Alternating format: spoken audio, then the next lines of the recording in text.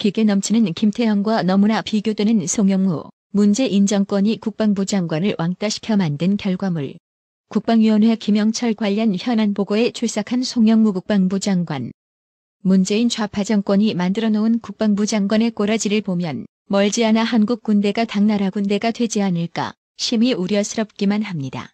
우선 이 사람이 우리 남한에 넘어오게 되고 와서 지금 이 보고서에도 나왔지만은 폐막식에 온 것이 아니라 이 보고서에 나는 왜 이런 말들을 썼는지는 모르겠으나 이것이 지금 폐막식에 왔다는 것보다는 아까 남북관계 개선, 특히 우리 국방부와 관련된 비핵화, 평화 정착 이런 거 대화하러 온 특사인지 대표단인지 또 뭐 폐막식을 보러 온 사람인지 구분이 안 될 이러한 애매모호한 더더구나 아주 지금 최근에 어마어마하게 우리를 위협하고 있는 북한의 이러한 책임자가 왔음에도 불구하고 이러한 비핵화 이런 것을 논의하기로 왔다고 이렇게 보고서까지 이게 받았습니다. 국방부는 그동안에 이 사람이 오는 경위부터 시작해서 간 뒤에까지 이 비핵화에 관련 것은 굉장히 우리하고 관련된 문제인데 NSC를 포함한 이런 회의에 장관님 참석을 한 적이 있었습니까? 아니면 이 사람 오는 것과 가는 것을 포함한 내용들에 대해서 상의를 받은 적이 있습니까?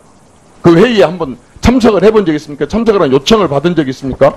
회의에 참석해서 무슨 얘기를 했었는지 국민들 1번 더 드려. 국민들한테 소상히 밝힐 만한 사안은 아니라고 해서 제가 말씀드립니다. 참석을 했습니까? 유무 같은 것은 나중에 끝난 다음에 아니 다른 부처들은 다 나와 있는데 통일부도 참석했다. 뭐 안보실도 참석을 했다. 누구도 참석했다. 다 나와 있는데 왜 우리만 이것이 어떻게 비밀입니까? 아니 참석을 해봤어요? 안 해봤어요? 보냈어요? 안 보냈어요? 본인은 안 갔다 지금 치더라도 다 국방부도 국방의 한 책임부서로서 다 확인하고 있습니다. 확인 말고 참석을 했느냐고 묻지 않습니까? 그 확인하기 위해서는 참석도 있고 또 딴 방법으로도 확인하고 있습니다. 도대체 이런 회의를 왜 합니까 도대체? 예? 지금 제가 개인으로 묻습니까? 국민들이 이런 정도 궁금해하고 있는 국민들이 수도 없이 많은데 그런 궁금증도 못 풀어준다 그 말입니까? 이 정도로 국민과 소통도 안 한다 그 말입니까? 안보에 대해서? 현 정부 들어서 실질적으로 안보의 가장 주된 부서인 국방부를 계속 이렇게 왕따시키고 패싱하는 일들이 왕왕 벌어지고 있습니다. 저는 이런 점은 대단히 잘못됐다고 생각이 됩니다. 안보의 주된 책임자는 누가 뭐래도 대한민국 60만 대군의 지휘권을 가지고 군정과 군령을 가진 송영무 국방부 장관입니다. 우리 국방부에서도 이런 인식을 확실히 하고 장관이 국민이 부여한 그런 장관으로서의 역할을 충실히 할 수 있도록 잘 보좌를 해주시기를 부탁을 드리겠습니다. 이 결정을 할 때 전진교로 우회하는 입경 통로를 결정할 때 국방부가 찬성했습니까? 다 확인을 했습니다. 국방부도 찬성해서 이 결정이 이루어진 겁니까? 솔직하게 얘기하세요. 역사의 속기록에 남는 거예요. 우리 국방부 요원들이 그 CIQ에서 다 확인을 하고 장관이 결정한 겁니까? 김영철 북한군의 수계 우리 작전지대인 전진교를 통해서 입경할 수 있는 그 루트를 국방부 장관이 열어준 것입니까? 허가한 것이에요? 이미 현안보고에서 들어온 입경에 대해서는 보고를 드린 걸로 알고 있습니다. 본의원이 묻는데 답변을 제대로 하세요. 국방부 장관이 허가한 겁니까? 그건 제가 허가사항이 아닙니다. 그럼 뭡니까? 그럼 국방부 장관은 이해사항입니까? 그걸 허가할 의견을 개진할 그런 위치에 있지 않습니까? 국방부 장관은? 국방부 장관의 임무는 뭐 꼭 그렇게 정의할 수는 없다고 생각합니다.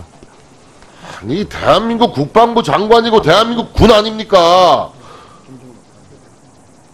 좀 의연하게 좀 하세요.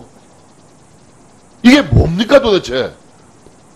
평창 동계올림픽 계기로 연기된 한미 군사훈련 예. 재개 곧 하겠죠? 이젠 말씀하실 수 있죠. 김영철 기령도 돌아가고 북한 요인들이 다 해소되기 때문에 이제는 한미합동 군사훈련 재개 문제를 명확하게 국방위원회에서 밝히실 수 있을 것으로 저는 봅니다. 말씀해 주시죠.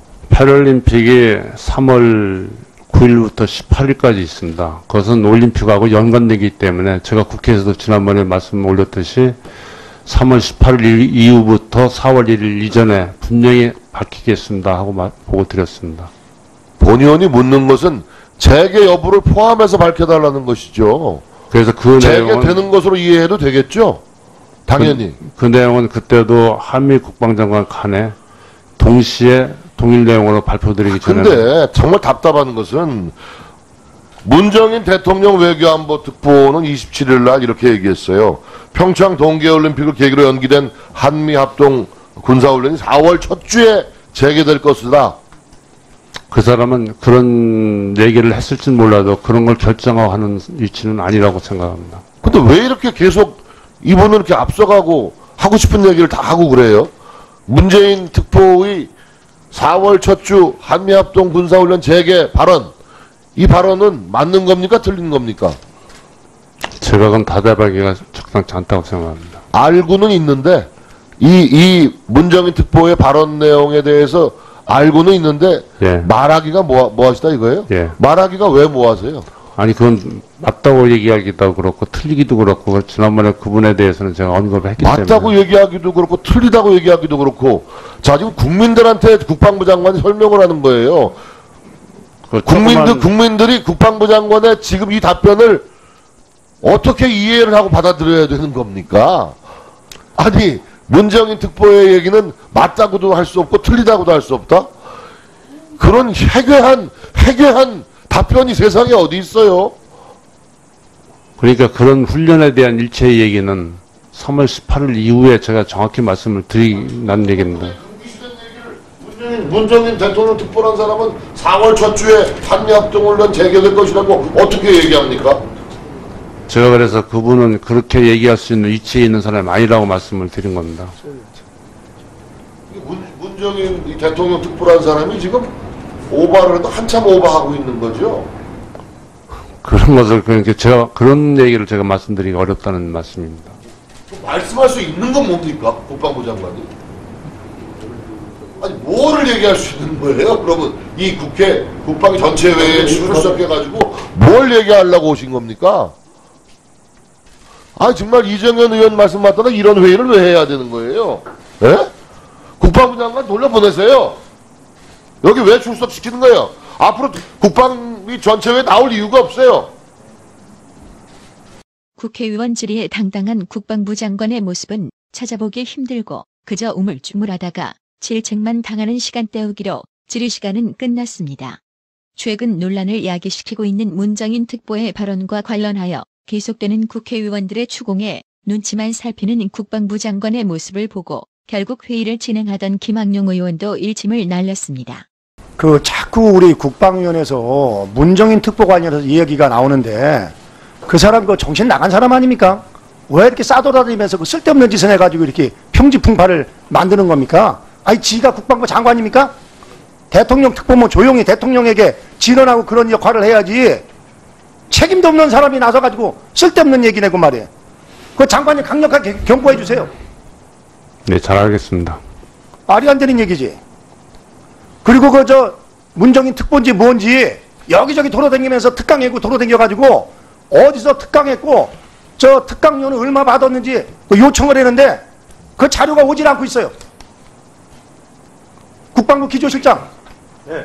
그 부분에 대해서 청와대 쪽에 국방위원장 자료 요청한 거 신속하게 좀 보내달라고 그렇게 요청을 하세요. 네. 협조 요청을 하세요. 네, 알겠습니다. 쫄장부 같은 송영무와 달리 과거 김태영 국방부 장관의 기계 넘치는 영상을 준비해 소개합니다. 국방부 장관과 합참의장은 이 문제에 대해서 도의적이고 법적이고 정치적인 책임을 면할 수 없다고 생각합니다. 스스로 사임할 생각은 없으십니까? 그 문제에 대해서는 이미 저는 오래전에 사직서를 내놨고 우리 국민들의 뜻이나 또 실질적인 모든 문제를 따져서 임명권자가 결정하신 문제라고 생각합니다. 장관께서는 이 싸움이 패전이고 스스로 패장이라고 규정하시는 겁니까?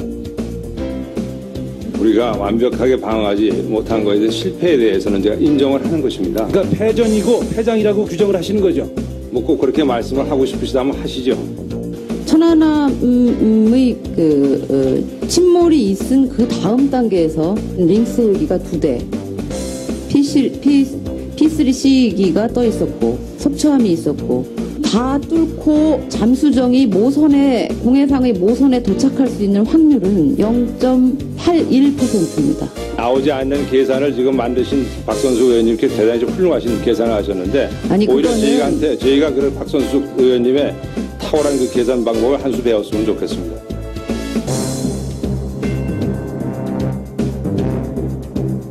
특집조사단에 대해서 강도가 지금 범행 현장을 보러 오는 거다 이렇게 말씀하셨는데 어느 일방의 수석 대표가 요청하면 가서 특별히 감시 시찰을 할 수 있다는 게 정전협정 27항에 정확히 쓰여져 있습니다. 그렇다면 정전협정상 감시와 시찰을 행할 권한은 엄연히 있는 것 아닙니까? 북측 수석위원에게. 장관님 어떻습니까? 예, 존경하는 의원님 법리적으로 말씀을 하시는데 상식적으로 생각을 좀 하실 필요가 있을 겁니다. 북한이 지금 어떻게 보면 이 모든 이 가해자입니다. 지금 사건을 일으킨 가해자인데 가해자하고 같이 이걸 한번 조사를 해보는 게 어떻겠냐 그런 말씀을 하셔야 되는 거 아니겠습니까? 북한을 정확하게 그러니까 북한을 잘 인정해 주시는 것에 대해서 좀 좋은 판단이라고 생각합니다. 알겠습니다. 잘 하시고. 배가 좌초된 바로 그 바다 밑에 가스터빈이 바로 있었던 거거든요. 근데 이거를 한 달 동안 못 찾습니까? 자문수사들이 그 속에 들어가서는 눈으로 보는 게 아니고 거의 손으로 더듬어서 찾습니다. 그렇게 쉽지가 않다는 것입니다. 예. 아니 생각을 해보시죠. 해군은 바로 자초한 그 밑에 떨어져 있는 가스터빈도 못 찾는 그런 해군이 지금 우리나라를 지키고 있습니까 지금? 그런 해군을 우리가 믿고 어떻게 살겠습니까 지금? 그럼 믿지 않으시는 수밖에 없겠습니다. 알겠습니다. 그런데 교신 기록이 약 10시간 동안 없거든요. 의원님, 네. 제가 볼 때는 거기에는 다양한 무선 통신 체계가 있기 때문에 의원님께서 보신 것은 아마 그렇다면 다른 다양한 교신 기록도 저희에게 보여주십시오. 존경하는 우리 박영선 의원께서 교신에 대해서 굉장히 관심이 많으시고 하여간 모든 교신 기록을 다 보시려고 하시는 거에 대해서 제가 감탄을 합니다. 어떻게 그렇게 무슨 집안 내력이신지 잘 모르겠습니다. 나라의 TV는 보다 더 양질의 컨텐츠를 생산하기 위해 자발적 구독료를 후원 형식으로 받고 있으니 많은 성원 부탁드립니다. 시청해주셔서 감사합니다. 구독은 꼭 눌러주세요.